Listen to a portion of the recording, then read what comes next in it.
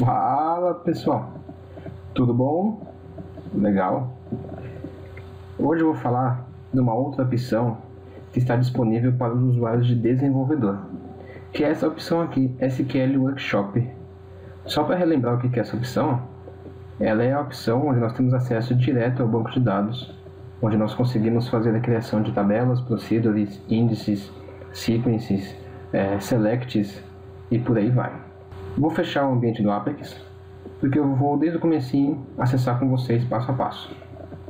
Fazendo uma volta aqui, fechei. No meu caso está na área de trabalho, vou abrir o ambiente do Apex. Vou colocar já a opção em português.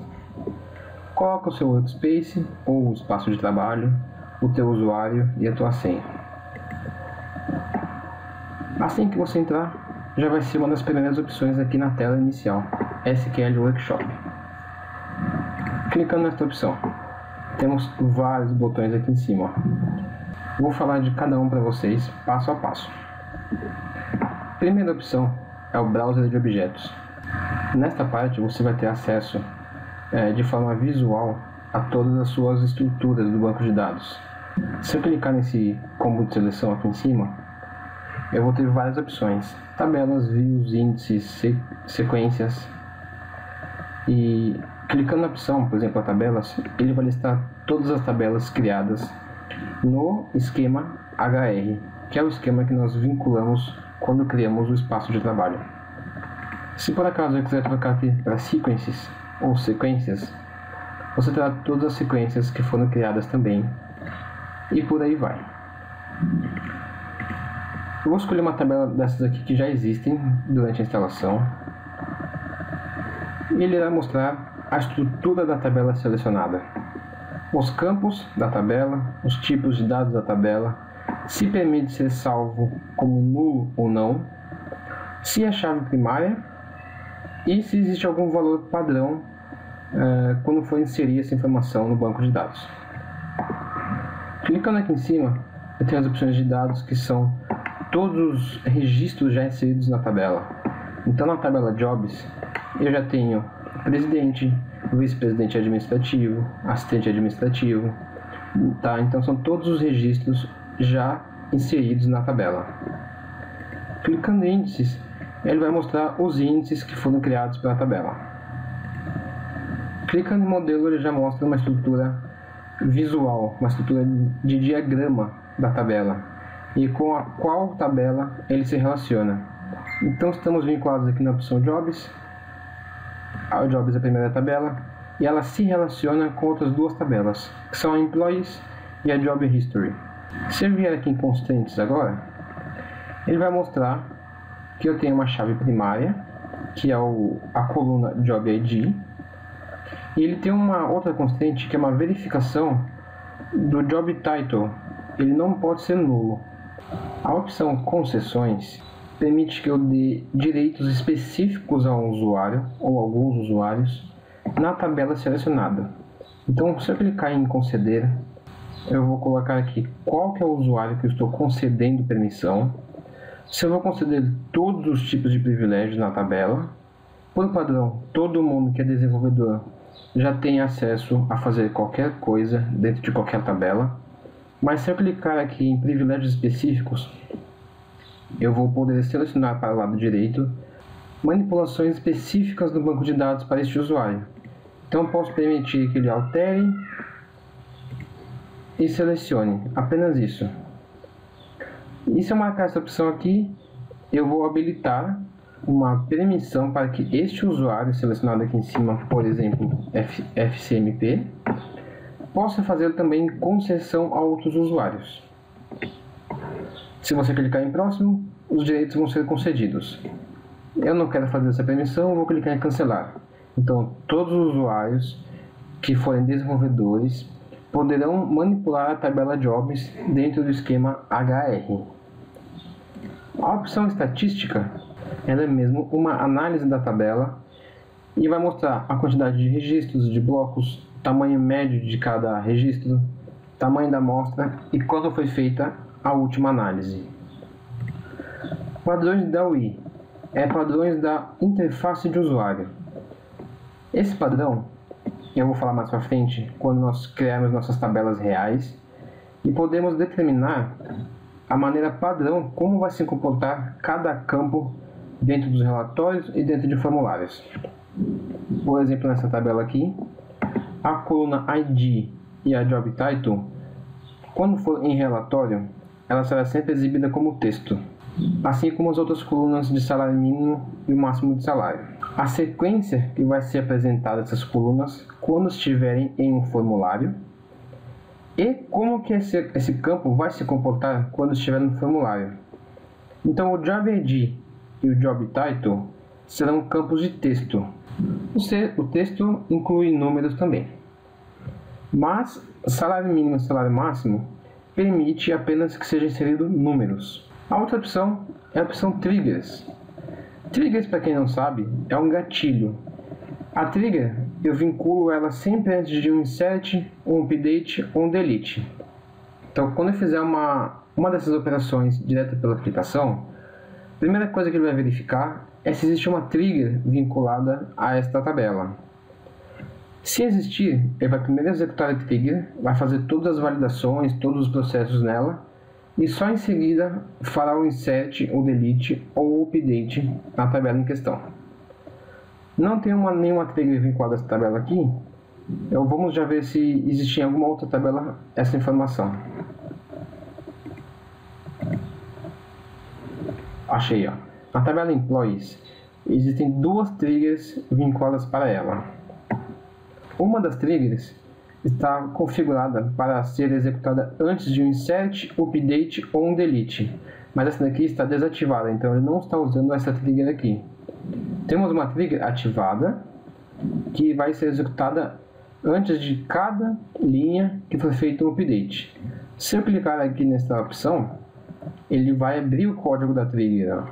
Já vi a opção da trigger. Se vier em código, mostra o que ele está fazendo. Vou voltar lá para a opção de tabelas, jobs. Dependências, ele mostra se a tabela faz referência a alguma outra tabela, ou seja, ela não está referenciando nenhuma, porém ela está sendo referenciada por uma view, que aqui está o nome da view. Se eu clicar aqui também, ele vai direcionar para o código da view. Tá certo? Voltando para a opção da tabela. E a última opção é o SQL, que é o código mesmo da criação da tabela. Bacana, né? Vou voltar aqui na lista de seleção e vou escolher a opção das sequências. Ele tem praticamente as mesmas opções.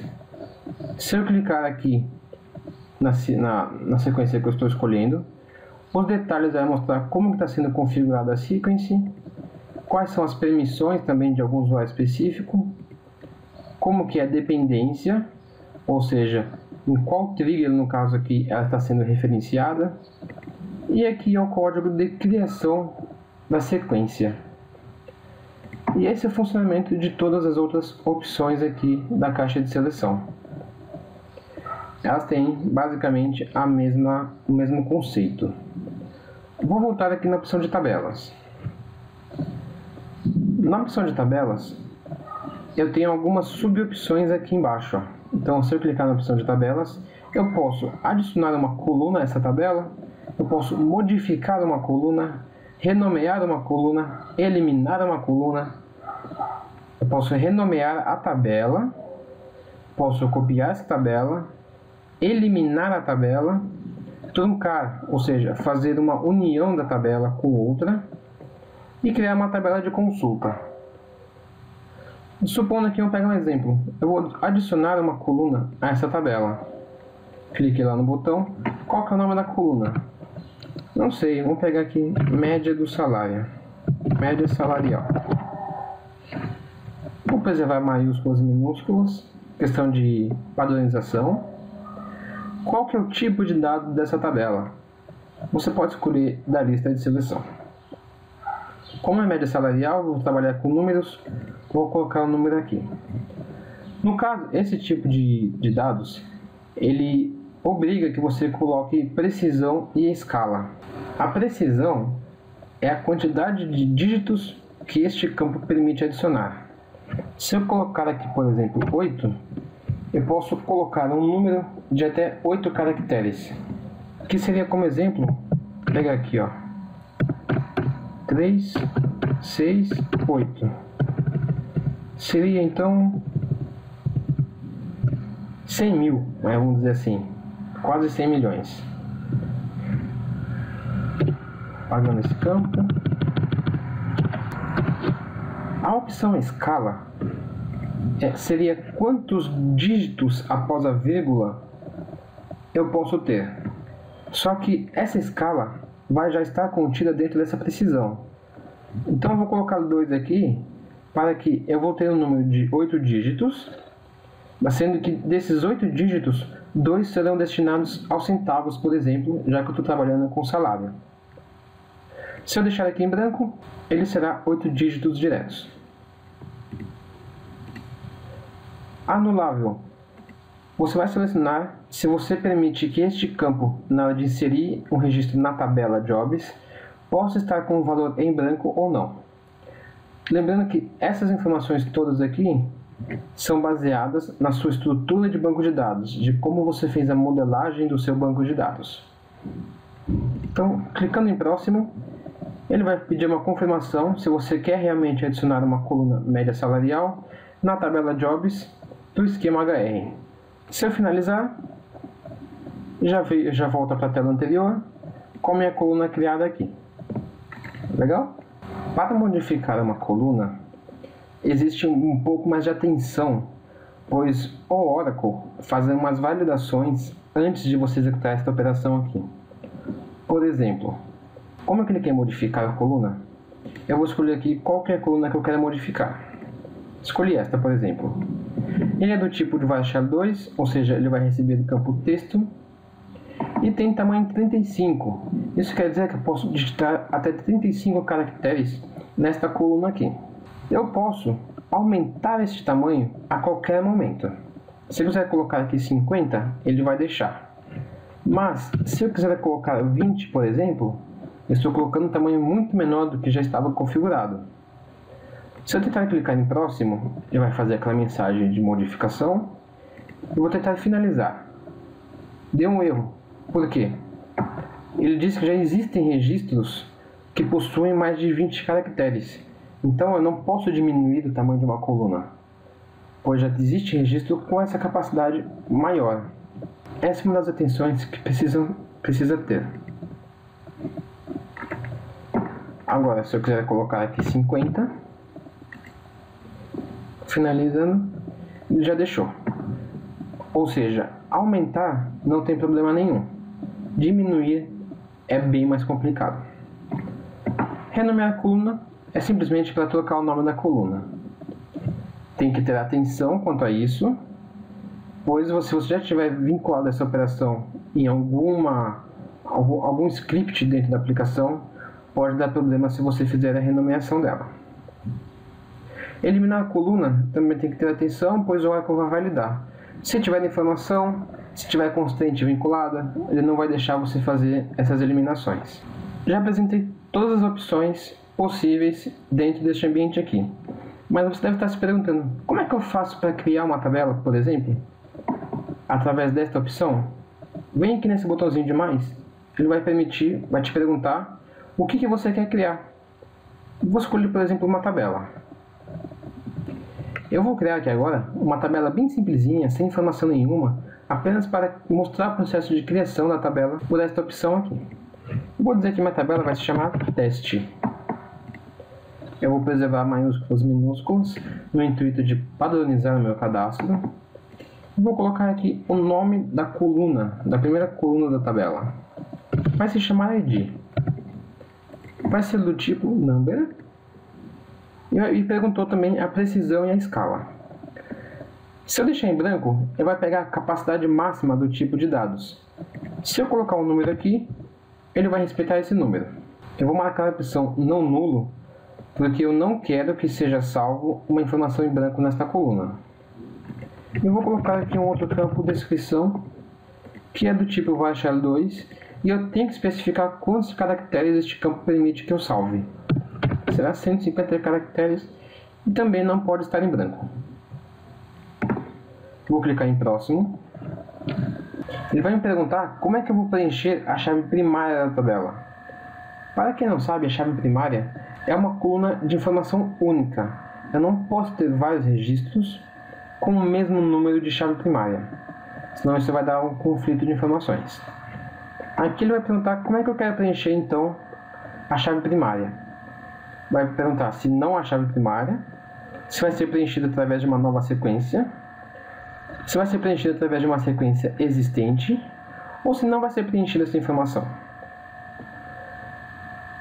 Por convenção, a grande maioria das tabelas do banco de dados existem um campo de chave primária.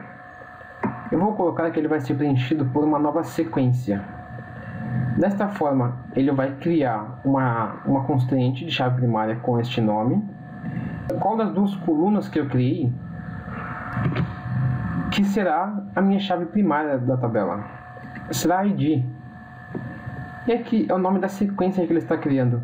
Por convenção, ele coloca o nome da tabela, underline e a palavra sec, que é para diferenciar que é uma sequência. Coloca em próximo. Ele vai perguntar se eu quero fazer alguma chave estrangeira, ou seja, se essa tabela aqui faz referência a alguma coluna de alguma outra tabela. No caso, eu não vou fazer isso agora, não vou entrar em detalhes desse tipo de informação. Faremos isso daqui mais para frente, quando começarmos a fazer o nosso projeto do Apex. Desce a tela, vem em próximo. Mais uma opção, ele vai perguntar se eu quero criar alguma outra constante de validação ou de registro único. Também não vou entrar em detalhes aqui agora, faremos isso daqui mais para frente. Desce a tela, clique em próximo. E pronto, a tela de confirmação. Você quer realmente criar a tabela teste no esquema HR? Eu posso clicar aqui. Esse daqui é o script que ele está criando. É o que ele vai executar no banco de dados. Criando a tabela, cliquei no botão. Já criei minha tabela.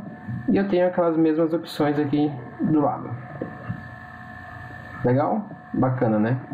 Essa opção aqui do browser de objetos foi uma opção bem longa, ela é bem detalhada, ela é bem útil. Eu particularmente gosto muito de utilizar essa opção, mas eu vou dar uma pausa nesse vídeo e continuarei falando da opção do SQL Workshop no próximo vídeo. Ok? Curta esse vídeo, pessoal, compartilhe, deixe seu comentário e não se esqueça de se inscrever no canal. Obrigado e grande abraço. Tchau!